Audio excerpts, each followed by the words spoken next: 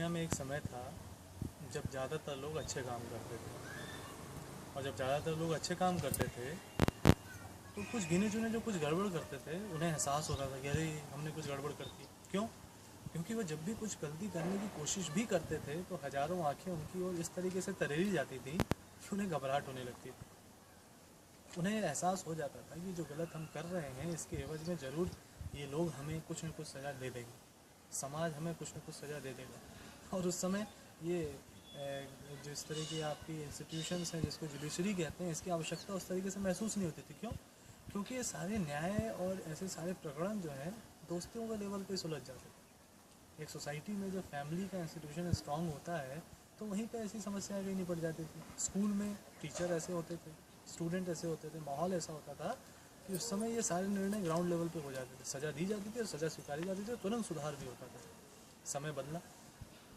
अब समय कुछ ऐसा है कि छोटी छोटी चीज़ों में भी अगर आप देखें तो ज़्यादातर लोग ऐसे हैं जो गलत कर रहे हैं या गलत रास्ते को पकड़ना ही अपनी मजबूरी बता रहे हैं। तो जो कुछ सही है, गिने चुने जो लोग सही कर रहे हैं उन्हें फिर डाउट होता है कि हम गलत तो नहीं कर रहे हैं। जैसे भ्रष्टाचार की बात हम करते हैं, एक अजीब सा उदाहरण में ले रहा हूँ, लेकिन आप देखिए कि लाइसेंस बनाने के लिए मान लीजिए कि घूस देना है, ये सब जानते हैं, ठीक है, सब जानते हैं, सब दे रहे हैं।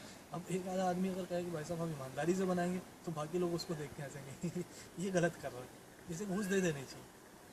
जब ऐसे उदाहरण समाज के सामने आते हैं तो आप समझ सकते हैं कि किस तरीके से टूटा हुआ इंसान, किस तरीके से टूटे हुए परिवार जैसे संस्थान जिम्मेदार हैं इसके लिए। इंसान टूट चुका है, बिखर चुका है, भरोसा खुद पे नहीं रह गया, इसलिए दूसरों पर नहीं। तो ये जो समय का परिवर्तन है, जब वो एक समय जब सब लोग अच्छे, ज़्यादातर लोग अच्छे और कुछ गड़बड़ कर रहे हैं तो गड़बड़ी का एहसास उन्हें, और एक समय वो जब ज़्यादातर लोग गड़बड़ कर रहे हैं तो जो कुछ अच्छे कर रहे हैं उन्हें डाउट खुद पे है कि कहीं हम तो गलत नहीं कर रहे। एक दूसरा मज़ेदार उदाहरण इसमें आता है कि क्लास में पढ़ रहे हैं, कुछ बच्चे हल्ला मचा रहे हैं, तो जो पढ़ रहे हैं उन्हें डाउट हो जाता है कहीं हम गलती तो नहीं कर रहे हैं पढ़ के, फिर वो भी हल्ला मचाने लगता है। यहीं से एक परिवर्तन शुरू होता है।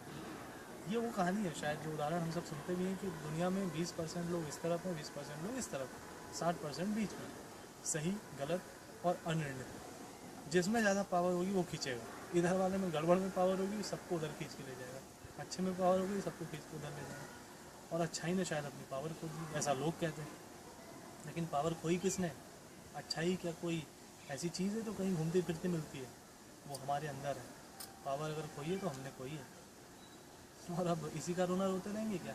भाई साहब सोसाइटी ऐसी नहीं है, अब तो सतयुग रहा नहीं, अब तो कलयुग आ गया, इसलिए हम ऐसे ही हैं। रोना रोने वाले रोना रोते रहें, लेकिन बेहतर ही होगा कि आवाज़ उठाई जाए। गलत अगर कुछ हो रहा है तो एक स्तर तक जाकर के उस चीज़ को टोकिए, उसको रोकिए, ज़रूरत पड़े तो ठोकिए भी। क्योंकि यदि ये काम अगर हमने आज नहीं किया तो एक समय वो आने वाला है जब चारों ओर ऐसे लोगों का साम्राज्य होगा और फिर हम अकेले ये नारा लगाते रहेंगे कि नहीं अपना सुधार करेंगे, अपना सुधार करेंगे।